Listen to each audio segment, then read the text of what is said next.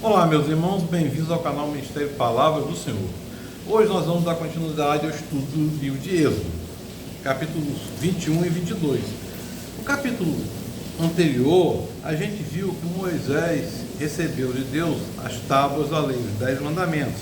Esses 10 mandamentos têm a parte social e a parte de cumprimento divino, né? E, na verdade, esses 10 mandamentos é a aliança que Deus firmou com o povo hebreu, com o povo israelita, né? Com Moisés.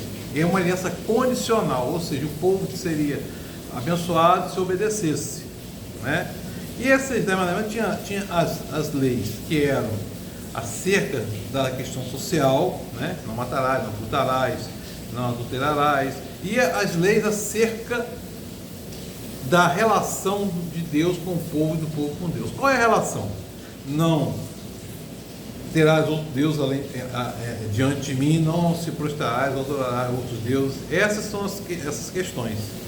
Mas no capítulo 21, Deus vai começar a dar ao povo leis para regulação da sociedade. Por quê? Porque era uma nação que estava se formando, entre uma família e só um povo que ainda não era uma nação. E no capítulo 21, ele vai tratar, entre outras coisas, das leis acerca dos escravos hebreus.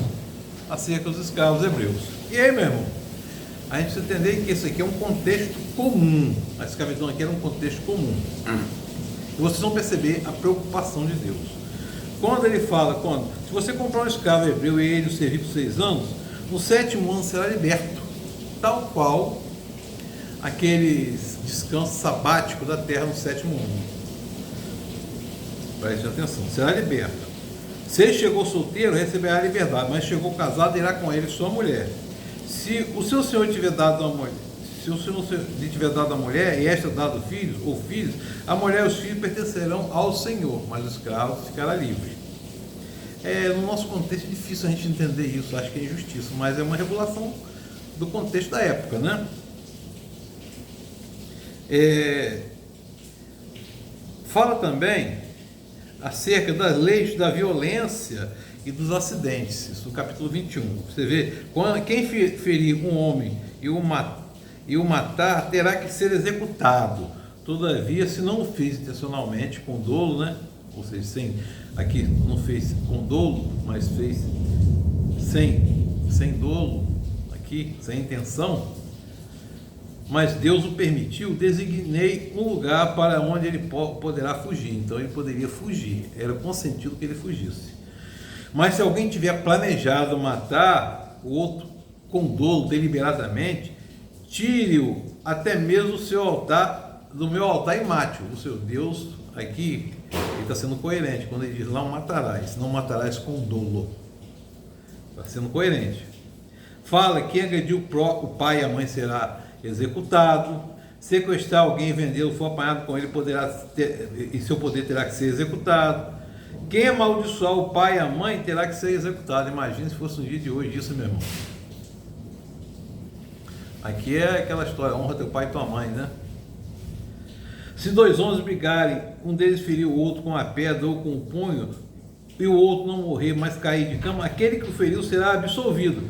Mas se o outro levantar e caminhar com auxílio de uma bengala, todavia este lhe terá que indenizar o ferido pelo tempo que este perdeu e se responsabilizar pela sua completa recuperação. Ou seja, você feriu alguém, feriu alguém, a pessoa caiu de cama, você vai ter que sustentá-lo, cuidar dele até ele se recuperar.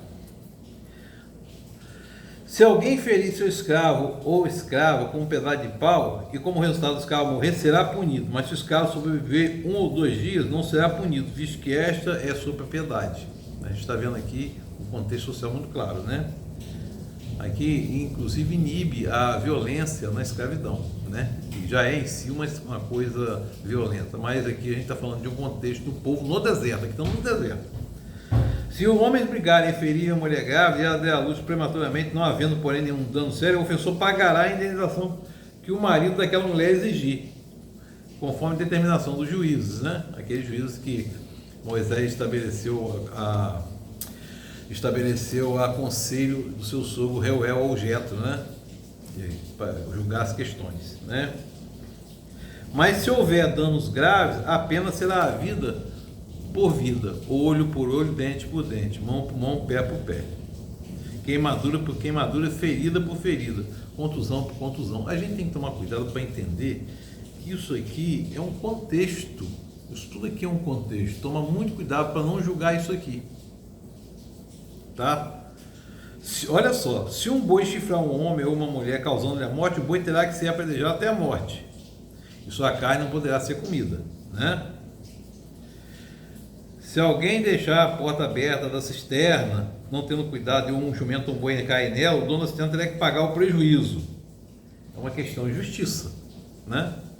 Questão de justiça. E aí, interessante, que aqui, entre outras coisas, fala aqui, se o boi está acostumado a chifrar e o dono deixar a porteira aberta para ele passar e não cuidar dele, tipo o cachorro pitbull hoje aí, ou qualquer outro cachorro, qualquer outro animal que ataca o dono tem que pagar a indenização ou matar o animal.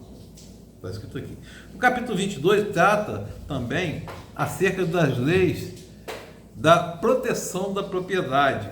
Se alguém roubar um boi ou uma ovelha e abatê-lo ou vendê-lo, terá que restituir 5 bois pelo boi e 4 ovelhas pela ovelha.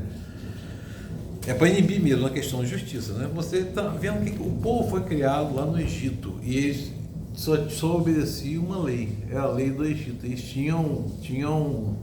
eles eram escravos, eles tinham debaixo da lei um jugo, e aqui eles estão tendo que, entre outras coisas, obedecer às leis dadas por Deus, porque nenhum estado, nenhuma nação nenhum povo pode sobreviver sem leis. É isso que está fazendo aqui, Deus está estabelecendo esse povo como dele, para levar a mensagem dele, Elohim, para todo mundo. É isso que está fazendo aqui, estabelecendo direção e leis para esse povo.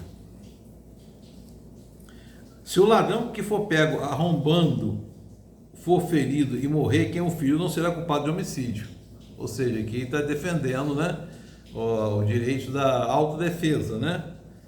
Então, você vai contemplando aqui, que aqui agora, a partir do capítulo 21, vai ser o estabelecimento de várias leis para direcionamento do povo.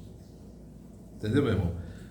Leis acerca das responsabilidades sociais. Se um homem seduzir uma virgem, que ainda que não tenha compromisso de casamento, deitar-se com ela, ele terá que pagar o preço do seu dote, e ela será a sua mulher. Mas se o pai recusar a entregá-la, assim, ainda assim o homem terá que pagar o que é equivalente ao dote das virgens. Está vendo aqui que é um contexto muito difícil, né? E Deus contempla tudo na sua perfeição. Agora coloca, não deixem viver a feiticeira. Todo aquele que tiver relações sexuais com o animal terá que ser executado, que chamam de bestialismo, né? Era uma prática naquela época. Os animais eram adorados como divindades, né? Também. Quem oferecer sacrifício a qualquer outro Deus, não unicamente ao Senhor, será destruído. Isso, além de ser uma questão da aliança do Sinai, era uma questão também social, porque contaminaria toda uma sociedade. Não maltrate nem oprimam o estrangeiro, pois vocês foram estrangeiros no Egito. Olha o cuidado social aqui. Não prejudiquem as viúvas nem os órfãos, porque se o fizerem, eles clamarem a mim, eu certamente atenderei o seu clamor. Com grande ira matarei vocês a espada, e suas mulheres ficarão viúvas e seus filhos órfãos. Ou seja, não faça aquilo que Deus não quer que faça. Isso aqui, cuidado com órfãos, viúvas aqui, com estrangeiros, está escrito na carta de Tiago, né? A verdadeira imaculada religião que Deus aceita é essa. Você vai ver mais na frente em Levíticos, tem a mesma coisa escrita. Então, meu irmão e minha irmã, olha só, se fizer algum empréstimo a alguém do meu povo, a algum necessitado que vive entre vocês, não cobrem juros dele, não empreste visando lucro. Ou seja, solidariedade, né? Cuidado, né? Do pobre. Porque Deus está criando uma nação aqui como exemplo. Está criando uma nação como exemplo.